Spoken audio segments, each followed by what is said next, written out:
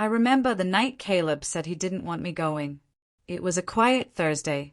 We were curled up on the couch, half eating takeout, half watching some crime docuseries. My phone buzzed nonstop from the group chat. The girls were finalizing the LA villa, matching dresses, talking poolside photos and rooftop parties. I had just laughed at a meme when he looked over. "Who's all going?" he asked, voice casual. I listed the names without hesitation.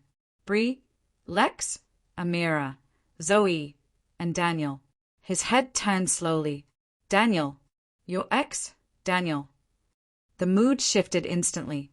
"Yeah," I said, trying to brush it off. "He's still tight with Lex's fiancée. I only found out this morning." Caleb put his food down, wiped his hands. They weren't even dirty.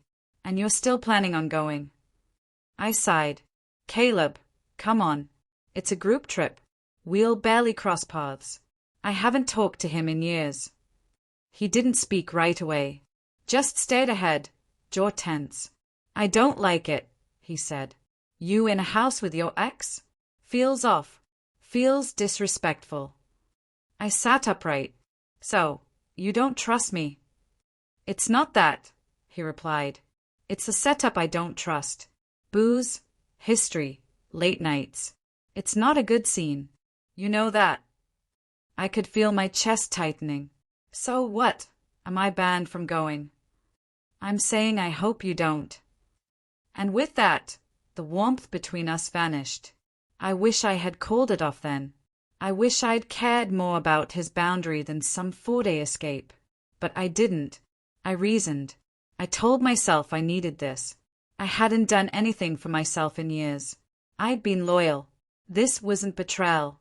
When I told the girls, Bree rolled her eyes. "Girl, please. It's a girls' trip. You're not running off with your ex. You're just catching a tan and posting thirst traps." Lex laughed. "His overreacting. You deserve this." I held on to every word that made me feel innocent.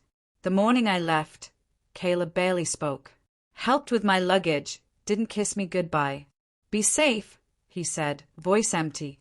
"I will," I whispered, though even I didn't believe it. In the Uber, I glanced back and saw him standing on the porch, hands in hoodie pockets, face unreadable. I should have felt torn. But instead, I felt free. Free from routine.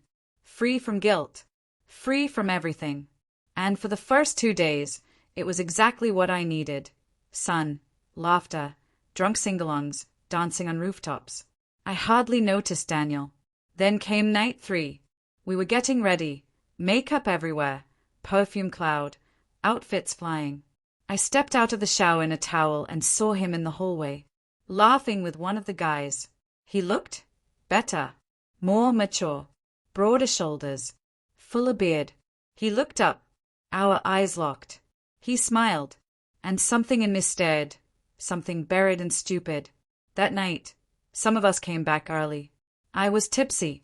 Daniel was on the balcony smoking. I joined him without thinking. He handed me the rest of his drink. We sat in silence, watching headlights below. "You look good," he said. I laughed.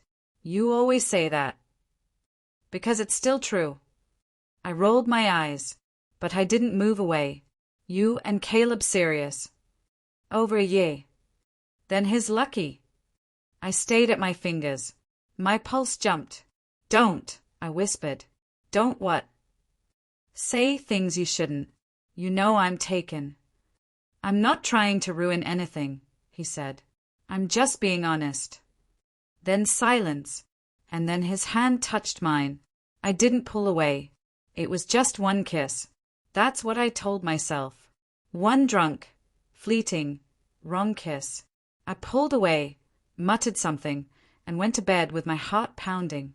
The next morning, I avoided him. I avoided everyone. The guilt came fast, like nausea. I told myself I didn't cheat. Not technically.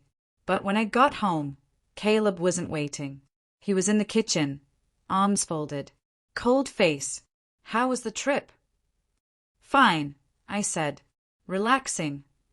He nodded once. "You sleep with him?" My stomach turned. What? Daniel, did you sleep with him? No. I snapped. Of course not. He stared. Had. Did you kiss him? I froze. Said nothing. And in that silence, the damage was done. Caleb left that night. No yelling. No scene. Just a door closing behind him. I called. I begged. I left voicemails full of apologies and promises. He never responded. I tried to tell myself it wasn't that serious. But I knew better. It wasn't just the kiss. It was the lie. The selfishness. The moment I said yes to that trip knowing it would hurt him. Months later, I heard from Zoe that Caleb was seeing someone new. Someone simple. Someone steady. Someone who doesn't gamble love for one night of freedom. And me? I haven't left the city since. Sometimes I scroll through our old photos, wondering what if? What if I had just stayed home? What if I had chosen him?